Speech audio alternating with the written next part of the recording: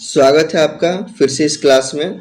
इससे पहले भी हमने 2 सेट 15-15 क्वेश्चन के जीएमटीएस में आने वाले बहुत इंपॉर्टेंट क्वेश्चन थे उनका सॉल्यूशन किया था, उसे देखा था।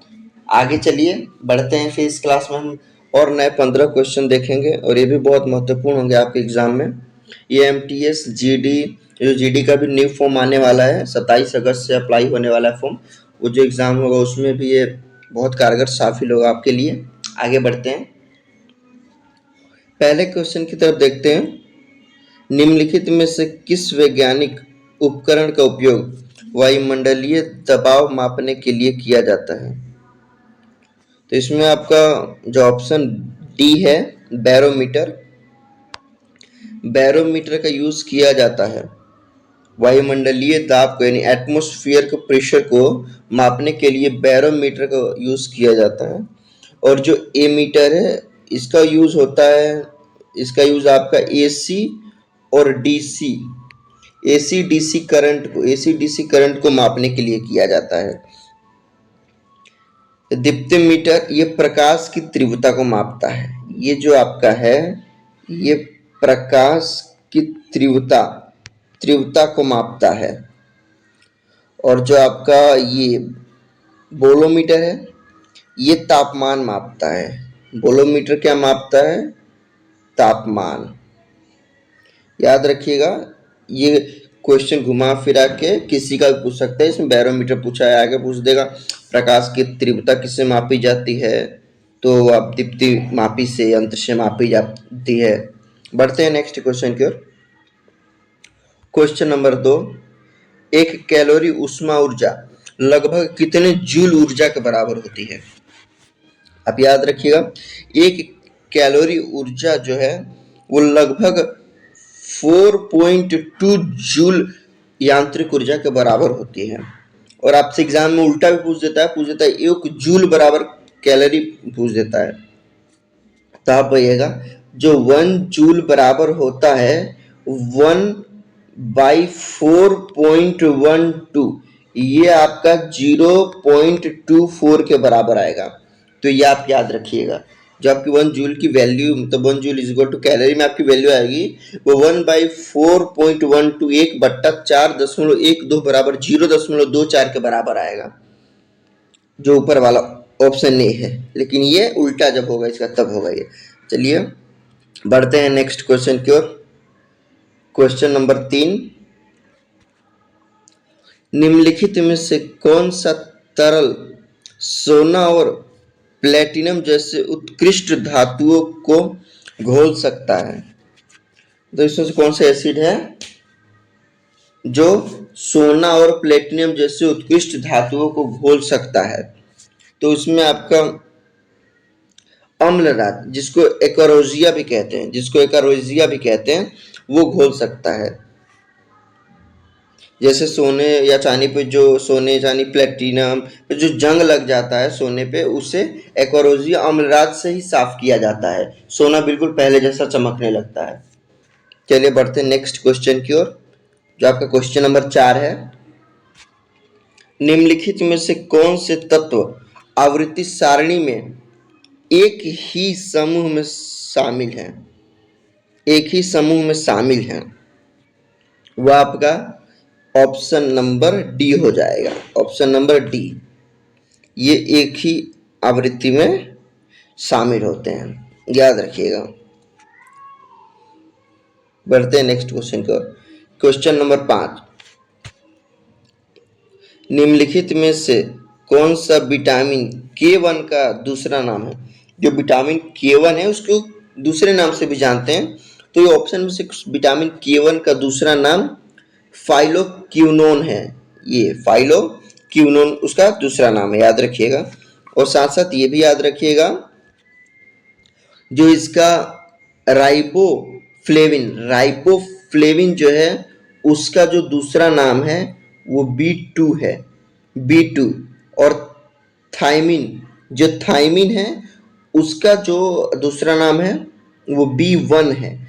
और जो निकोटिनिक एसिड है उसका B3, याद रखिएगा आप। राइबोफ्लेविन जो B2 है, थियामिन B1 और निकोटिनिक एसिड B3, आप याद रखिएगा, ये भी इंपॉर्टेंट है, ये बदल के दे देता है, पूछ देगा B2 का दूसरा नाम या B1 का B3 का दूसरा नाम, K1 का K2 का दूसरा नाम, तो आप याद रखिएगा ये। बढ़ते हैं नेक्स्ट क्वेश्चन की ओर। क्वेश्चन नंबर 6,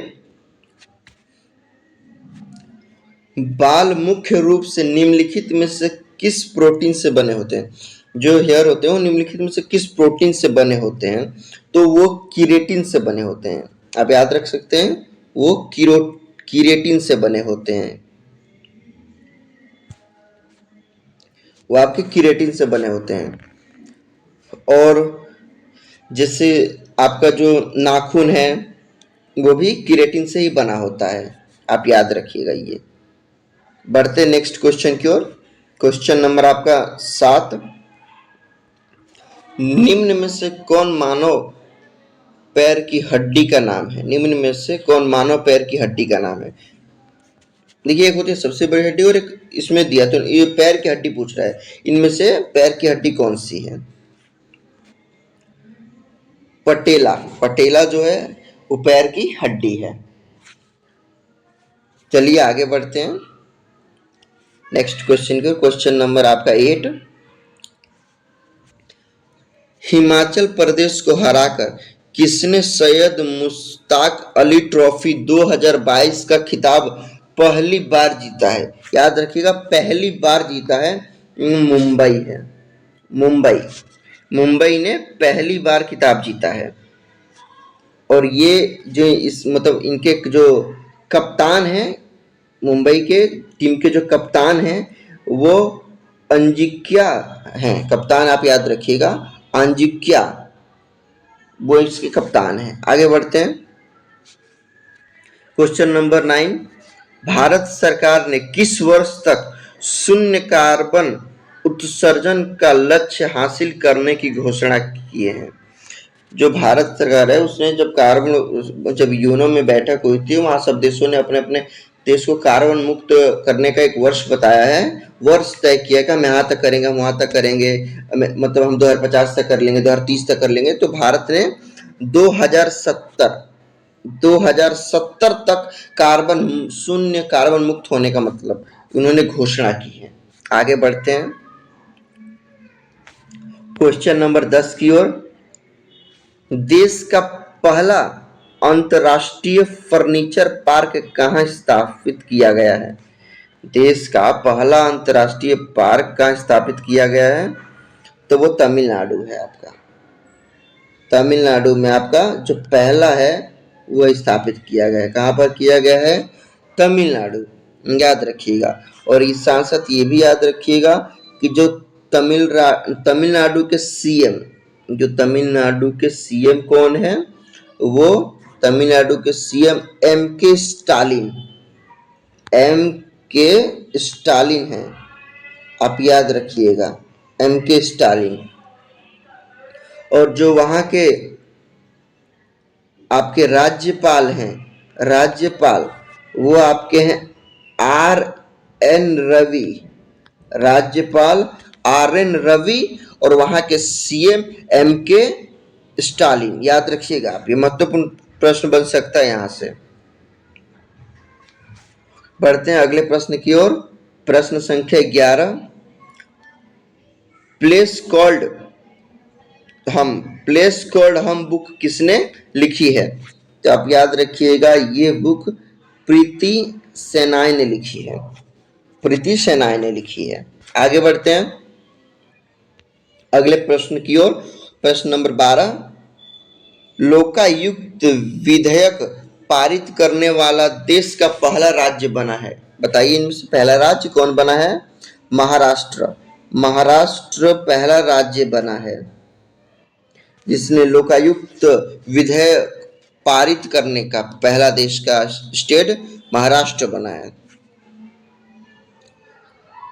आगे बढ़ते हैं नेक्स्ट क्वेश्चन की ओर। निम्नलिखित में से कौन कर्नाटक का एक नृत्य है? कर्नाटक का एक नृत्य है, तो याद रखिएगा इनमें से जो कर्नाटक का नृत्य है वो आपका है बायलता, बालता जो है वो कर्नाटक का नृत्य है। और इसी के साथ याद रखिएगा रऊफ जो नृत्य है वह आपका जम्मू एंड कश्मीर का है। और जो आपका कर्मा नृत्य है वो आपका बिहार का है। बिहार और झारखंड में ये नृत्य किया जाता है।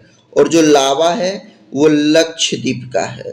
लक्षद्वीप का लावा है, याद रखिएगा। ये भी इंपॉर्टेंट क्वेश्चन है।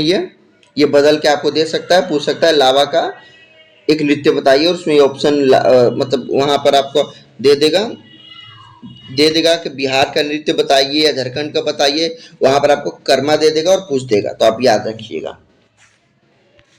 बढ़ते हैं नेक्स्ट क्वेश्चन की ओर। क्वेश्चन नंबर 14, प्रसिद्ध संगीतकार उस्ताद सुल्तान खान किस वाद्य यंत्र से संबंधित हैं?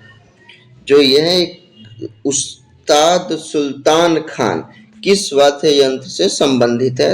आप ये याद रखिएगा, ये सारंगी। ये किससे है? सारंगी से है। ये इंपॉर्टेंट क्वेश्चन आता है क्योंकि वाद्य और वादक से बहुत सारे क्वेश्चन आते हैं एसएससी में, आप ध्यान रखिएगा। सारंगी। और सारंगी और कौन बजाते थे याद रखिएगा?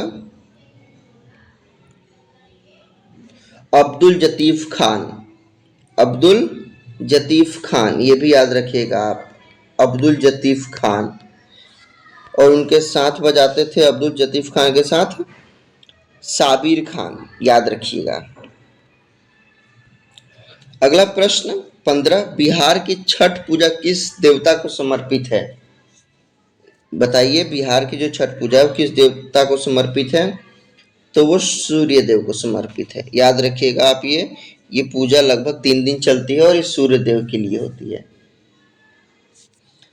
अगर ये आपको क्लास अच्छी लगी तो आप कमेंट में जरूर बताइएगा। ये क्लास आप अपना फीडबैक कमेंट में डालिए, क्या प्रॉब्लम है, कहाँ सुधार की जरूरत है, हम उसमें सुधार करेंगे।